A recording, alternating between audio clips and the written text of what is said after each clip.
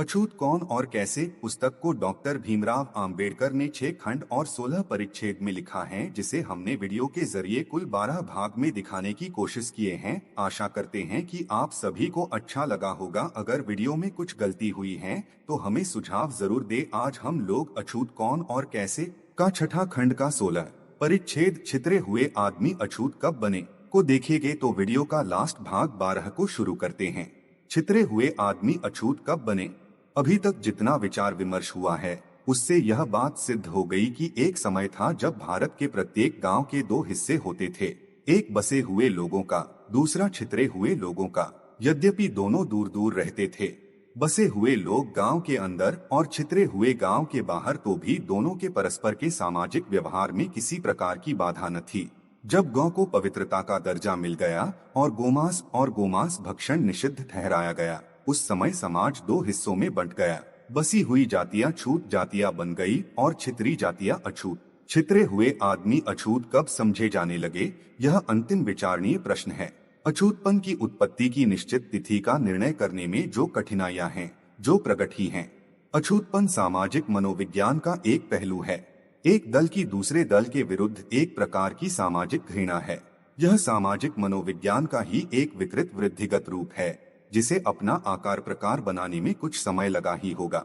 इसलिए कोई भी एक ऐसी चीज के अस्तित्व में आने की निश्चित तिथि का निर्णय करने का दुस्साहस नहीं कर सकता, जो संभवतः आदमी के हाथ की हथेली जितने बड़े बादल के रूप में आरंभ हुआ और बढ़कर आज जैसा हम देखते हैं, यह सर्वव्यापी रूप धारण कर लिया। यह अछूतपन का बीज कब बीजा गया होगा। यदि किसी निश्चित तिथि का निर्णय करना संभव नहीं है, तो क्या उसके आसपास की तिथि निश्चित की जा सकती है।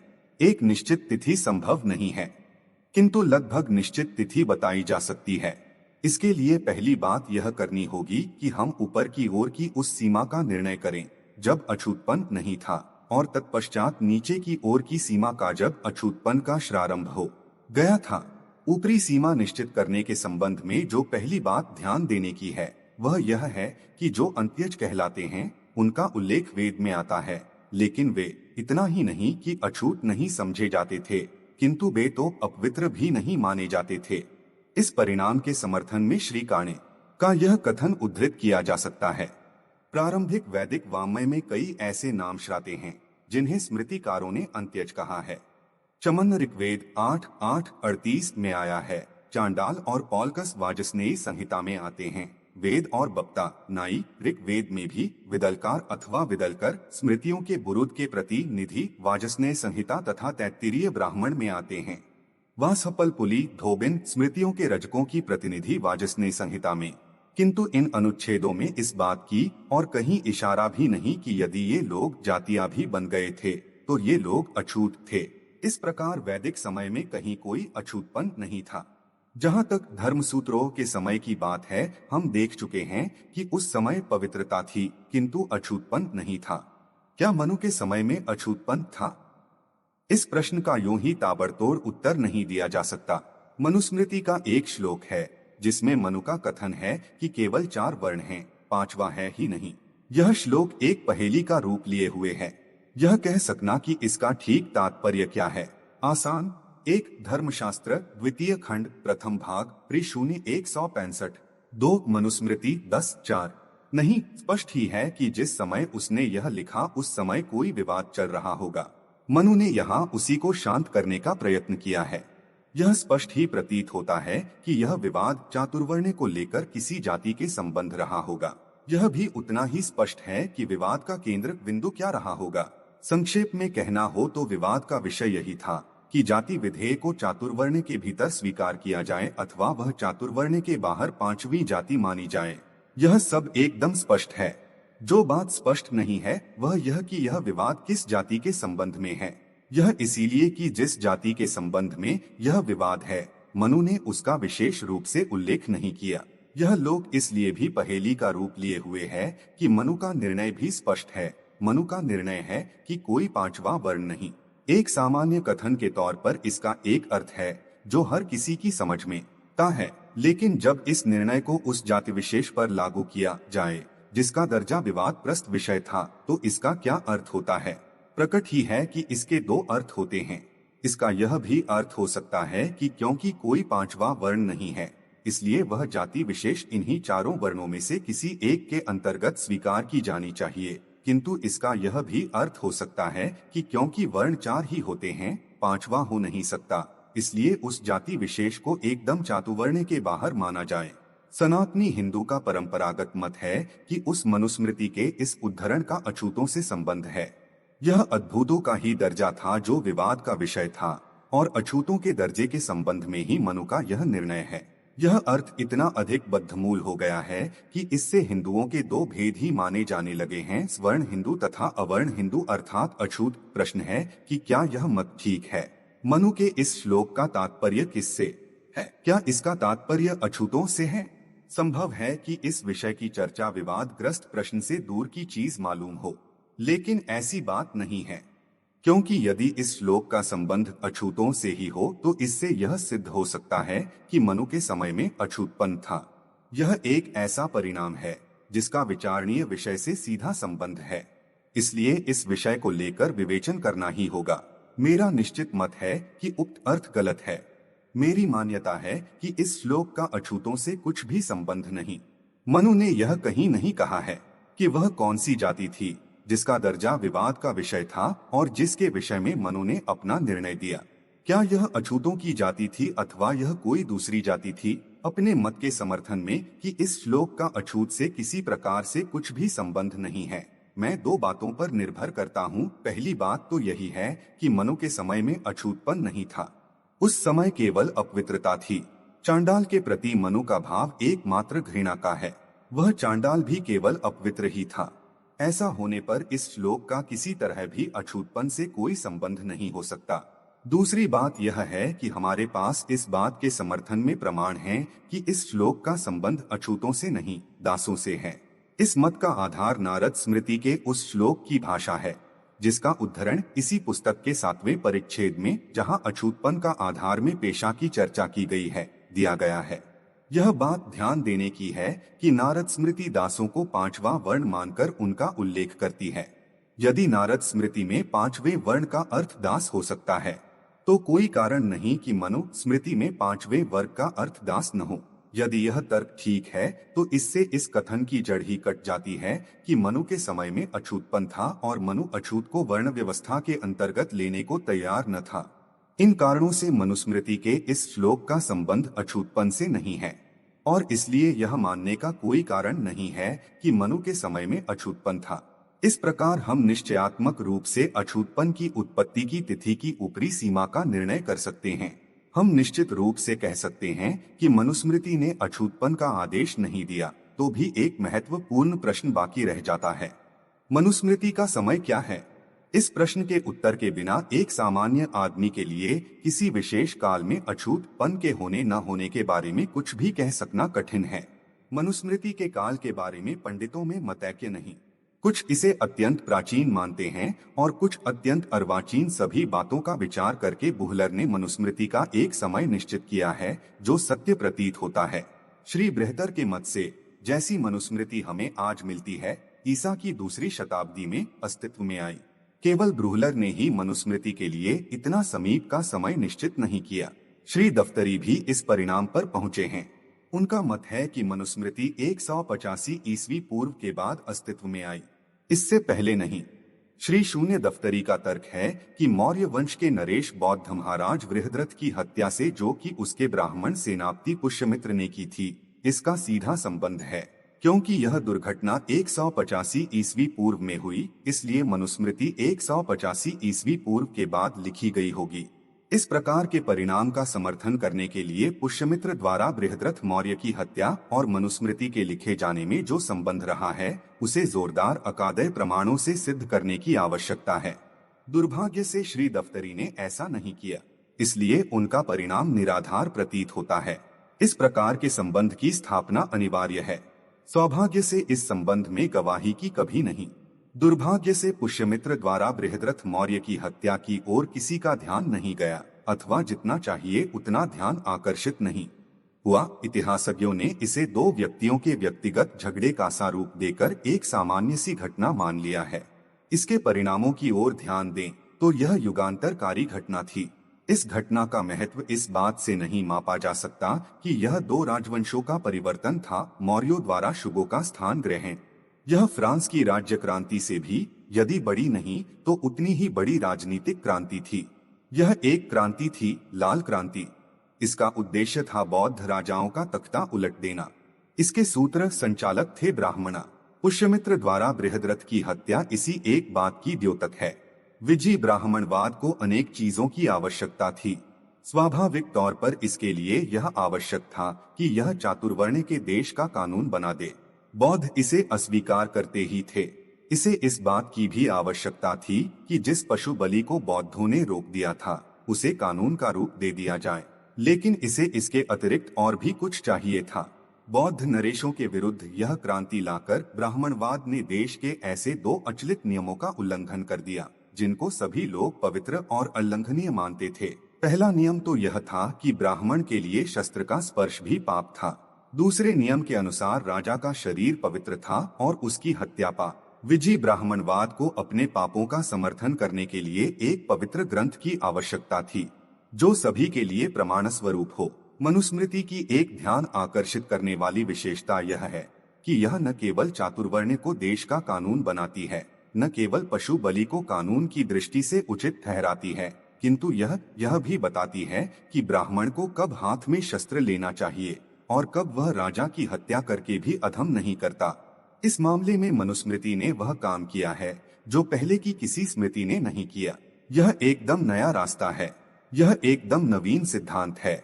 मनुस्मृति को ऐसा करने की क्या आवश्यकता पड़ी? इसका केवल एक ही उत्तर है कि पुष्यमित्र ने जो राज्य क्रांति की थी उसका दार्शनिक समर्थन करने के लिए। पुष्यमित्र और मनुस्मृति के इस नए सिद्धांत के बीच के संबंध से यही प्रकट होता है कि मनुस्मृति 185 ईस्वी पूर्व के कुछ बाद में अस्तित्व में आई। यह ऐसी तिथि है जो प्रो शून्य बुहलर की तिथि से बहुत दूर नहीं है। मनुस्मृति का काल निर्णय हो जाने पर हम कह सकते हैं कि दूसरी शताब्दी में अछूतपन नहीं था। अब हम अछूतपन की उत्पत्ति की नीचे की सीमा के निर्णय की ओर ध्यान दें। इसके लिए हमें चीनी यात्रियों के पास जाना होगा जो भारत आए और जिन्होंने अपने समय के भारतीयों के रीति रिवाजों का उल्लेख किया है। इनमें से फाहियान नामक चीनी यात्री का कथन विशेष है। वह 400 ईस्वी में भारत आया। जो कुछ उसने देखा और लिखा उसमें निम्नलिखित अनुच्छेद आता है। इस मथुरा से दक्षिण तथाकथित मध्य देश है। यहाँ का जल, वायु और समशीतोष्ण है। यहाँ न पाला पड़ता है न बर्फ गिरती है। लोग समृद्धिशाली हैं। उन पर व्यक्ति कर नहीं है तथा दूसरी सरकारी पाबंदियों से भी मुक्त हैं। जो सरकारी जमीन जोतते हैं उन्हें अपने लाभ में से एक भाग देना पड़ता है। यदि वे जोतते रहना चाहें जोतते रह सकते हैं, यदि बंद करना चाहें तो बंद कर दे सकते हैं। राजा बिना शारीरिक दंड के शासन करते हैं। अपराधियों को परिस्थिति अनुसार हल्का या भारी जुर्माना किया जाता है। बार बार विद्रोह करने पर भी केवल उनका दाहिना हाथ ही काटा जाता है। राजा के दाएं बाएं रहने वाले उसके अंगरक्षकों का निश्चित वेतन है। देश भर में चांडालों के अतिरिक्त कोई भी न किसी जीव की हत्या करता है, न सुरापान करता है और न लहसुन या प्याज खाता है। चांडालों को कुपुरुष कहा जाता है। वे दूसरों से पृथक रहते हैं। यदि वे बस्ती या बाजार में प्रवेश करते हैं तो वे अपने आप को पृथक करने के लिए लकड़ी के टुकड़े से एक प्रकार की आवाज करते हैं। आदमियों को उनके आगमन का पता लग जाता है। वे उससे बचकर पालते हैं न मुर्गे। ये पशुओं का खुले बाजारों में न कसाई खाने चलते हैं। इस प्रदेश में ये लोग न सुअर क्रय विक्रय भी नहीं करते। इनके यहाँ होते हैं और न शराब की दुकानें। क्रय विक्रय में ये कौड़ियों का उपयोग करते हैं। चांडालों का काम है केवल शिकार खेलना और मछली बेचना। क्या इस कथन को फाहियान के समय अछूतपन की विद्यमानता का प्रमाण स्वीकार किया जा सकता है? चांडालों के प्रति जो व्यवहार किया जाता था उस वर्णन के एक हिस्से से ऐसा परिणाम निकाला जा सकता है कि फाहियान के समय अछूतपन का अस्तित्व था। किंतु इस परिणाम के स्वीकार करने में एक कठिनाई है। कठिनाई इस कारण पैदा होती है क्योंकि जो कुछ कहा गया है वह चांडालों के विषय में है। अछूतपन का अस्तित्व अथवा अनस्तित्व सिद्ध करने के लिए चांडालों का उदाहरण एक अच्छा उदाहरण नहीं। ब्राह्मण चांडालों को अपने परंपरागत शत्रु समझते रहे हैं। उनके लिए यह स्वाभाविक है कि वे उन पर घृणित आचरण का आरोप लगाएं, उनके लिए नीच शब्दों का प्रयोग करें। अपनी द्वेष भावना की शांति के लिए उनके प्रति एकदम बनावटी व्यवहार करें। इसलिए जो कुछ भी चांडालों के बारे में कहा गया हो उस पर बहुत सोच विचार कर विश्वास करना चाहिए। यह तर्क केवल कल्पनाश्रित नहीं है। जिन्हें यह तर्क दुर्बल प्रतीत होता हो वे प्रमाण स्वरूप बाण की कादंबरी में दिए गए चांडालों के प्रति भिन्न व्यवहार पर विचार कर सकते हैं। कादंबरी की कथा बड़ी उलझी हुई है। वास्तव में उससे हमारा विशेष संबंध भी नहीं। हमारे उद्देश्य के लिए इतनी जानकारी पर्याप्त है कि यह कथा एक चांडल कन्या द्वारा पाले गए वैशंपायन नामक तोते ने शूद्रक राजा को सुनाई है। कादंबरी का निम्नलिखित उदाहरण हमारे लिए महत्वपूर्ण है। बाण ने चांडाल बस्ती का जो वर्णन किया है उसी से आरंभ करना ठीक होगा। वह इस प्रकार है। मैंने बर्नरों की बस्ती देखी, दुष्कर्मों का साक्षात बाजार। चारों ओर शिकाररत लड़के अपने कुत्तों को खोलते हुए, अपने बाजों को सिखाते हुए, अपने जाल सुधारते हुए, हथियार लिए हुए, मछली पकड़ते हुए, वेशभूषा में भूतों के समान भयानक, घने बांस के जंगलों से घिरी उनकी बस्तियों के दरवाजों का अनुमान जहां वहां उठने वाले घरों के घुरिये से लग सकता था। चारों ओर के घेरे में खोपड़ियां लगी हुई, रास्ते में कूड़े के ढेर पर हड्डियां पड़ी हुई, झोपड़ियों के आंगन में रक्त, चर्बी और मांस के टुकड़ों का कीचड़। उनका जीवन शिकार का, भोजन मांस का, तेल फुले चर्बी का, वस्त्र मोटे खुरदुरे रेशम के, घासन सूखे चमड़े के, घरों के पहरेदार, कुत्ते चढ़ने के लिए पशु गायें, आदमी के लिए काम, स्त्री और शराब, देवताओं के लिए बलि, रक्त की पशुवध। वह जगह साक्षात नरक की मूर्ति थी। इस प्रकार की बस्ती में से चांडाल कन्या अपने तोते के साथ राजा शूद्रक के महल को जाती है। राजा शूद्रक अपने दरबारियों के साथ दरबार में विराजमान है। द्वार पालिका अंदर आती है और निम्न प्रकार की सूचना देती है। महाराज, दक्षिण से आई हुई एक चांडाल कन्या द्वार पर खड़ी है। वह उस त्रिशंकु वंश की शोभा है जो आकाश पर चढ़ा था, किंतु क्रोधी इंद्र के वज्र प्रहार के कारण भूमि पर गिरा। उसके पास पिंजरे में एक सोता है और वह मेरे द्वारा श्रीमान से यह निवेदन करतो है, महाराज, आप समुद्र की तरह संसार के सारे रत्नों को ग्रहण करने के अधिकारी हैं। यह समझकर कि यह तोता संसार का एक अद्भुत आश्चर्य और अमूल्य रत्न है, मैं आपको समर्पित करने के लिए लाई हूँ और आपके दर्शन करना चाहती हूँ। हे राजन, आपने अब आप जो आज्ञा दें। उसका संदेश सुन लिया। इस प्रकार उसने अपना भाषण दिया। राजा ने, जिसकी उत्सुकता जागृत हो गई थी, दरबारियों की ओर देखा और क्यों नहीं, उसे आने दो कह अपनी श्राज्ञा दे दी। तब राजाज्ञा पाते हो द्वार पालिका ने उस चांडाल कन्या को अंदर आने दिया। वह चली आई। राजा और उसके दरबारियों ने पहले उसकी ओर ध्यान नहीं दिया। राजा का ध्यान आकर्षित करने के लिए उसने चित्रित फर्श को घास से ठोका। इसके आगे बाग उसके सौंदर्य का वर्णन करता है। तब राजा ने उधर देखो कहकर द्वार पालिका के निर्देशानुसार उस चांडाल कन्या की वेशभूषा की ओर बड़े ध्यान से देखा। उसके आगे दो एक आदमी चल रहा था, जिसके बालों को उसकी दीर्घ आयु ने सफेद कर दिया था, जिसकी आंखें कमल की तरह लाल थीं, जिसके अंग विगत आरा होने पर भी लगातार परिश्रम के कारण मजबूत थे। उसकी शक्ल सूरत यद्यपि मातंग की थी तो भी उपेक्षणीय नहीं थी, और जो दरबार के योग्य श्वेत वस्त्र धारण किए हुए था। उसके पीछे पीछे एक चांडाल लड़का था, जिसके बाल उसके दोनों कंधों पर लटके हुए थे। उसके हाथ में एक पिंजरा था। पिंजरे की सीखों का रंग यद्यपि सुनहरा था तो भी वह तोते की कलंगी की छाया पड़ने के कारण नीलम की तरह चमकती थी। वह चांडाल कन्या स्वयं अपने सावले रंग के कारण उस कृष्ण के सदृश श्री, जिसने एक बार असुरों से अमृत छीनने के लिए स्त्री भेष धारण किया था, वह ऐसी प्रतीत होती थी मानो नीलम की प्रतिमा चली जा रही हो। उसके नीले वस्त्रों पर, जो एड़ी तक लटके हुए थे, लाल रंग के रेशम की एक चादर पड़ी थी, मानो संध्याकालीन सूर्य नीले कमल पर चमक रहा हो। उसके कान से लटकती हुई बाली के कारण उसके गाल का रंग सफेद हो गया था, जैसे उगते हुए चंद्रमा की किरणों के कारण रात्रि का मुखड़ा। उसके माथे पर गोरोचन का एक छोटा सा तिलक था, मानो यह एक तीसरी आंख हो। वह शिवजी के श्रृंग पर सजी पर्वतारोहिणी पार्वती सी लगती थी। वह श्री लक्ष्मी की तरह शोभायमान थी, जिसके वस्त्र नारायण की नील वर्ण छाया की शोभा से सुशोभित थे। क्रोधी शिव द्वारा दहन किए गए कामदेव की धुर्य ने काला कर दिया था, अथवा यमुना की अथवा रति की तरह, जिसे आग से उत्पन्न होने वाले तरह, जो बलराम के हल से खींची जाने के डर से भागी जा रही थी, अथवा गहरी लाख से जिसने उसके कमल जैसे चरणों में से कोपले निकाल दी, ठीक वैसे ही जैसे दुर्गा के रक्त चरण जिसने अभी महिषासुर का दलन किया हो। उसकी गलियों की गहरी लाली के कारण उसके नाखून गुलाबी रंग के थे। चित्रित फर्श उसके कोमल स्पर्श के लिए अति कठोर था। वह आगे बढ़ी और उसने अपने पांव जमीन पर ऐसे टेक दिए मानो दो कोमल टहनियां हों। उसके पांव से निकलने वाली अग्निवर्ण किरणें उसे ऐसे घेरे हुए थीं, मानो वह अग्नि देवता के बाहुओं में घिरी हो, मानो उसके सौंदर्य पर मुग्ध होकर वह उसके जन्मदूषण को दूर कर ब्रह्मा के कृत को अकृत करना चाहता हो। उसकी कमर ऐसी थी मानो प्रेम के हाथी के माथे पर तारों की पंक्ति जड़ी हो। उसकी माला बड़े बड़े चमकदार मोतियों की एक लड़ी थी, मानो गंगा की धारा जिसे अभी अभी यमुना ने रंगत दी हो। शरद ऋतु की भांति उसने अपने कमल सदृश नयन खोले। वर्षा ऋतु के बादलों जैसे उसके काले काले बाल थे। मलय पर्वत की श्रृंखला की तरह वह चंदन से लदी थी। राशि चक्र की तरह वह मोतियों से जड़ी थी। सरस्वती की तरह उसका हाथ कमल की तरह सुंदर था। मूर्छा की तरह वह हृदय पर अधिकार करती थी। वन की तरह उसके पास जीवित सौंदर्य था। देवकन्या की तरह उस पर किसी का अधिकार न था। निद्रा की तरह वह आंखों पर जादू करती थी।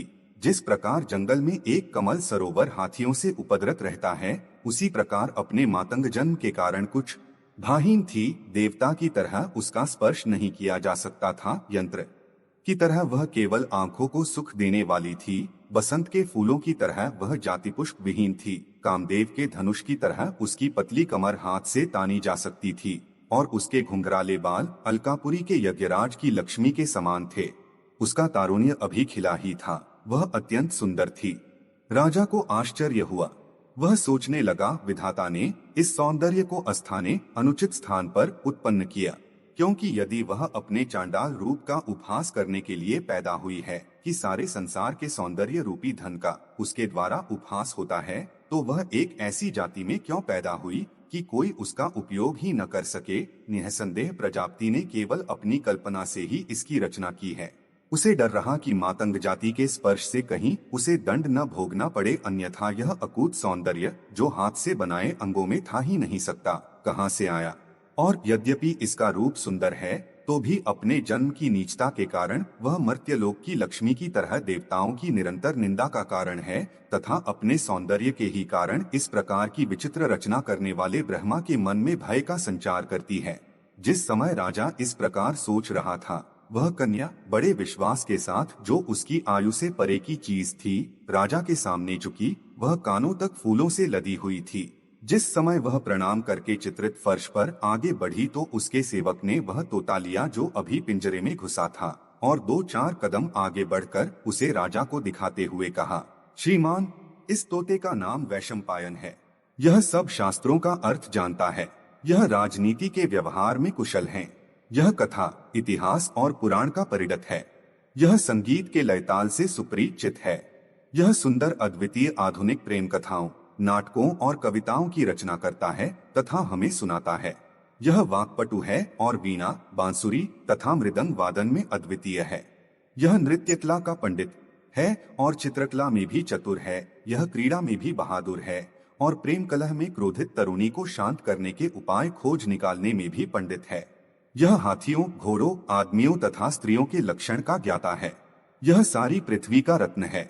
मेरे स्वामी की पुत्री यही विचार करके कि जिस प्रकार मोतियों का स्थान समुद्र है, उसी प्रकार पृथ्वी के धन आपके हैं, इसे आपको समर्पित करने के लिए लाई है। हे राजन, इसे स्वीकार करें। चांडाल कन्या का यह वर्णन पढ़ते हैं तो अनेक प्रश्न पैदा होते। पहले तो यही कि यह वर्णन फाहियान के वर्णन से कितना भिन्न है। दूसरे बाण एक वात्स्यायन ब्राह्मण है। इस वात्स्यायन ब्राह्मण को चांडाल बस्ती का ऐसा वर्णन कर चुकने के बाद चांडाल कन्या का ऐसा ठाट बाट का वर्णन करने में कुछ संकोच नहीं होता। क्या इस वर्णन का अछूतपन के साथ जुड़ी हुई पहले दर्जे की घृणा की भावना के साथ मेल बैठता है? यदि चांडाल अछूत थे, तो एक अछूत कन्या राजा के महल में कैसे जा सकती थी? एक अछूत के लिए बाघ इस प्रकार की भाषा कैसे उपयोग में ला सकता था? पतित होने की बात तो बहुत दूर है। बाण के समय में चांडालों में राजवंश भी थे। बाण ही चांडाल कन्या को चांडाल राजकुमारी कहता है। बारण ने कादम्बरी को 600 ईस्वी के आसपास लिखा। इसका अर्थ हुआ कि 600 ईस्वी तक चांडाल अछूत नहीं समझे जाते थे। इससे यह एकदम संभव मालूम होता है कि फाहियान ने जिस अवस्था का वर्णन किया है वह यद्यपि अछूतपन की सीमा को स्पर्श करती है, किंतु वह अछूतपन नहीं भी हो सकती। संभव है कि यह अपवित्रता की ही एक सीमा हो। ब्राह्मणों को इस प्रकार की पवित्रता को लेकर अति करने की बुरी आदत रही ही है। यह बात और भी अधिक संभव प्रतीत होती है यदि हम यह बात याद रखें कि जब फाहियान भारत आया उस समय यहाँ गुप्त राजाओं का राज्य था। गुप्त नरेश ब्राह्मणवाद के समर्थक थे। यही वह समय है जब ब्राह्मणवाद का पुनरुद्धार हुआ और यह विजयी हुआ। यह एकदम संभव है कि फाहियान जिस चीज का वर्णन करता है वह अछूतपन नहीं है, किंतु वह एक सीमा है जहां तक ब्राह्मण इस संस्कारगत अपवित्रता को खींचकर ले जाना चाहते थे। यह संस्कारगत अपवित्रता कुछ जातियों, विशेष रूप से चांडालों के साथ जुड़ गई थी। दूसरा चीनी यात्री जो भारत आया उसका नाम युवान च्वांग था। वह 626 ईस्वी में भारत आया। वह भारत में 16 वर्ष रहा और लोगों के रीति रस्मों और देश के एक सिरे से दूसरे सिरे तक की गई अपनी यात्राओं का बहुत ही सच्चा लेखा अपने पीछे छोड़ गया है। भारत के मकानों और शहरों की सामान्य अवस्था का वर्णन करते हुए वह कहता है, जिन बस्तियों और शहरों में वे रहते हैं उन शहरों अथवा प्रदेशों की चारदीवारी ऊंची और चौड़ी हैं, किंतु सड़कें तंग और टेढ़ी मेढ़ी हैं। दुकानें सड़कों पर हैं और सराएं सड़क के किनारे किनारे हैं। कसाई, धोबी, नटन तक अधिक और भंगियों की बस्ती एक निश्चित चिन्ह द्वारा पृथक की गई हैं। वे शहर से बाहर रहने के लिए मजबूर किए जाते हैं और जब कभी उन्हें किसी घर के पास से गुजरना होता है तो वे बाहर बहुत दबकर निकलते हैं। ऊपर का उदाहरण इतना अधिक छोटा है कि उससे कोई निश्चित परिणाम निकालना असंभव है, लेकिन इसमें एक बात महत्व की है और वह यह कि फाहियान का जो वर्णन है वह केवल चांडालों से संबंध रखता है और युवान चांग का वर्णन चांडालों के अतिरिक्त दूसरी जातियों पर भी लागू होता है। यह एक बड़े ही महत्व की बात है। ऐसे वर्णन के विरुद्ध कोई ऐसा वैसा तर्क नहीं लिया जा सकता, क्योंकि यह चांडालों के अतिरिक्त दूसरी जातियों पर भी लागू है। इसलिए यह एकदम संभव है कि जब युवानध्वांग भारत आया तो अछूतपन की उत्पत्ति हो गई थी। ऊपर जो कुछ कहा जा चुका है उसके आधार पर हम यह कह सकते हैं कि 200 ईस्वी में तो अछूतपन का अस्तित्व नहीं था, किंतु 600 ईस्वी तक इसका जन्म हो गया था। अछूतपन की उत्पत्ति का निर्णय करने के लिए यह दो ऊपर और नीचे की सीमाएं हैं। क्या हम अछूतपन की उत्पत्ति की कोई ऐसी तिथि निश्चित कर सकते हैं जो लगभग ठीक हो? मैं समझता हूं कि यदि हम गोमांसाहार से आरंभ करें तो हम कर सकते हैं। गोमांसाहार ही अछूतपन के मूल में निहित है। यदि हम गोमांसाहार निषेध को अपने चिंतन की आधारशिला बनाएं तो इसका यह मतलब होता है कि अछूतपन की उत्पत्ति का गोवध तथा गोमांसाहार निषेध से सीधा संबंध होना चाहिए। यदि हम यह बता सकें कि गोवध किस समय एक अपराध बना और गोमांसाहार किस समय पाप बना तो हम अछूतपन की उत्पत्ति की एक ऐसी तिथि निश्चित कर सकते हैं जो लगभग ठीक हो। गोवध एक अपराध घोषित किया गया। हम जानते हैं कि मनु ने न तो गोमांसाहार का निषेध किया और न गोवध को ही एक अपराध ठहराया। यह अपराध कब बना, जैसा कि डॉक्टर D.R. भंडारकर ने स्पष्ट किया है? 4वीं ईस्वी में किसी समय गुप्त नरेशों द्वारा गोवध प्राण दंडनीय अपराध घोषित हुआ। इसलिए हम कुछ विश्वास के साथ कह सकते हैं कि अछूतपन 400 ईस्वी के आसपास किसी समय पैदा हुआ। यह बौद्ध धर्म और ब्राह्मण धर्म के संघर्ष में से पैदा हुआ है। इस संघर्ष ने भारत के इतिहास को पूरी तरह बदल दिया है। खेद है कि भारतीय इतिहास के विद्यार्थियों ने इसके अध्ययन की उपेक्षा की है। समाप्त।